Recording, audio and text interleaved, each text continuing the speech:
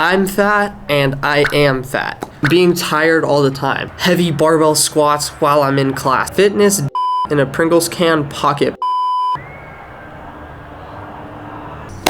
Yo, what is up, guys? So just recently I posted a Q&A on my Instagram regarding any fitness problems that you personally may have had. And I figured, you know what? Let me just make this into a long form video and explain in more detail to get this out to the rest of you.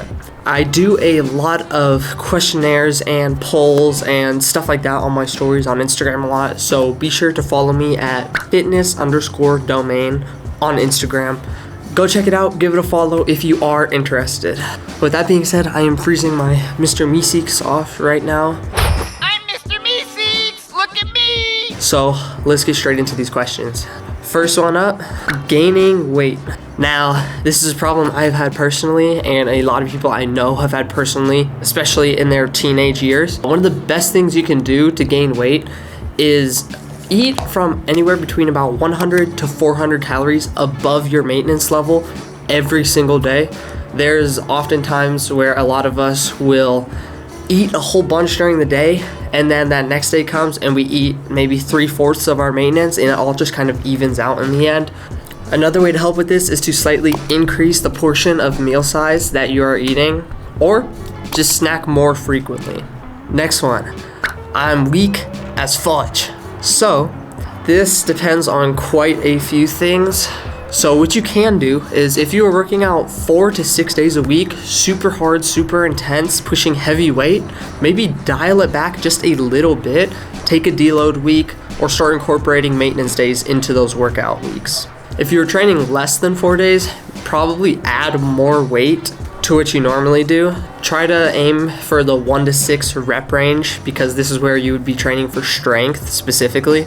Go to failure and focus on the specific exercises that you want to get stronger at. So some of these had duplicate responses, one of them being staying with it, the other being staying committed. So essentially this is the same thing involving motivation. One of the best things you can do to stick with something is by setting new goals for yourself, whether they are short-term goals, like, okay, let me go to the gym 3 times this week, or long-term goals like, okay, I want to bench 225 3 months from now. That is the key to sticking with it and giving yourself that motivation over and over, as in serving as a constant reminder to what you need to do. Diet for sure. A motherfudge be munching. Now, we all have a problem with snacking, especially when we are bored and we want to frequently just go to the cabinet, go to the fridge, and just grab some food, something good to eat. So probably my favorite way of going about this is by moving more, as in walking more, working out more frequently, so I can then reward myself with eating a little bit extra food than I normally do. Another way is by decreasing the portion size of the meals you are eating, or trying to eliminate snacks throughout the day and just focusing on those main course meals. So for this next one, I ended up with 2 of these. I'm fat and I am fat.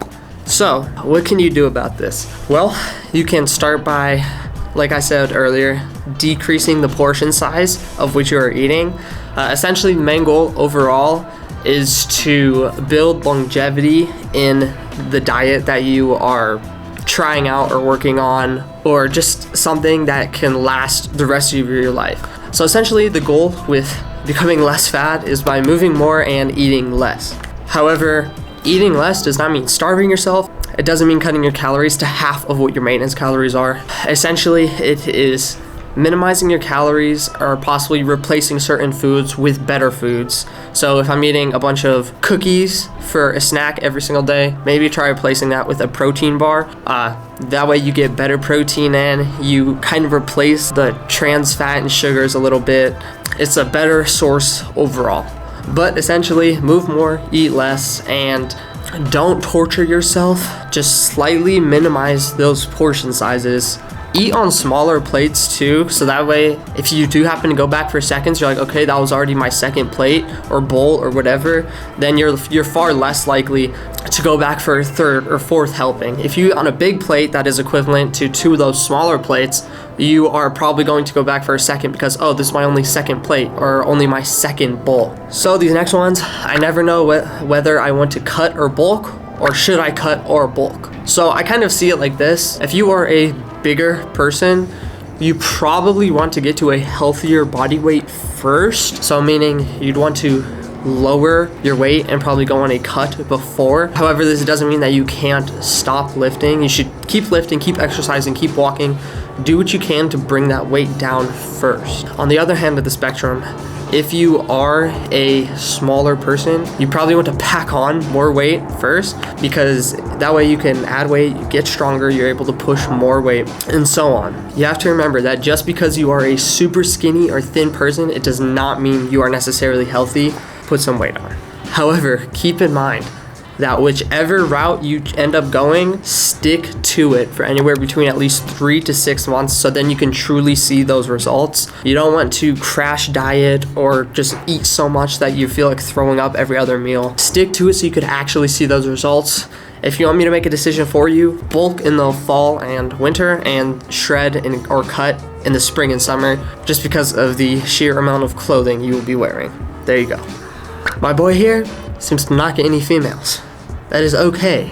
However, I am probably not the Riz Lord you are looking for. A Sith Lord? Be yourself, focus on you, and she will come along the way. The time will come. Being tired all the time. Now, this is actually a really good question, because most people, especially after high school, tend to get really busy and they start working. They're in college. They're sometimes working multiple jobs. They have other hobbies. They have social activities and so on. So this will heavily depend on what your current schedule is. But one way you could go about this is by working out in the morning, kind of get it over with. I'd prefer to do that, because then I could put all my energy into lifting and then cruise throughout the day, where I probably won't be having to do heavy barbell squats while I'm in class or anything like that. It's more so a priority thing. So if you have a hard blue collar sort of job, maybe you want to lift afterwards so you could focus on prioritizing that job. However, I think for 99% of people, you probably want to get that workout in first, because you will be expending more energy doing your workout than you will at work or at school and so on. And you kind of just have to survive and maintain. Of course, if you do need the mental capacity to really think hard on an exam day or an interview day or whatever, then switch it up. It's completely up to you, and it really depends on your schedule and what can work for you. Face chubs, this is a good one. So first things first, if you are a teenager or a kid, whatever, the older you get, the more your face matures and you start to lose this extra poundage in your face, especially once you start reaching your late teens and early 20s and so on. But one thing that a lot of people think is that if they chew gum, they think that they're working their jaws, or if they flex their face a lot, that this will help them lose the fat around them. The best way you can go about losing any sort of excess face chub is by just simply lowering your body fat percentage. So once again, moving more, eating a little bit less. Don't go overboard with it. Be sure to stay within the parameters of what is healthy for you. There's really not a whole lot of tricks to targeting the face chub, but lower that overall body fat percentage. I have plenty of videos and playlists out there that could help you with that. Fitness in a Pringles can pocket. Hey man, I can't help you with that, but if you find it, let me know. Being natty. Now, I know the person that said this is just joking, but if you are genuinely struggling with trying to stay natty, first think about it like this. If you can prove to yourself for 5 to 10 years that you can have your workouts dialed in, your diet dialed in, you're sleeping 7 to 9 plus hours a night, everything is optimal and on point for you for 360 out of 365 days of the year for 5 to 10 years. If you can prove that to yourself, and you're over the age of at least preferably 25 or 30 when your brain is fully developed and your body is reaching that heavy maturity level. Then come talk to me, maybe think about it. But if you can prove those things to yourself first, then consider it. Try not to hop on before you have maxed out your genetic natural potential. Steroids are too expensive. Now yes, this person is joking as well, but like I referred to earlier, max out that natural genetic potential. And yes, they are. I am glad they are, because then it forces you to actually work for something harder as opposed to just hopping on some cheap thing that'll jump you 5 years into the future where you'll then plateau. So for this next one, man, I just can't even get in the gym. Feel like there's no time for me to. What should I do? So this is normally not a time issue. It is much more a priority issue. The thing is, if you really want something and you really want to get better and work towards something, you are going to do it regardless.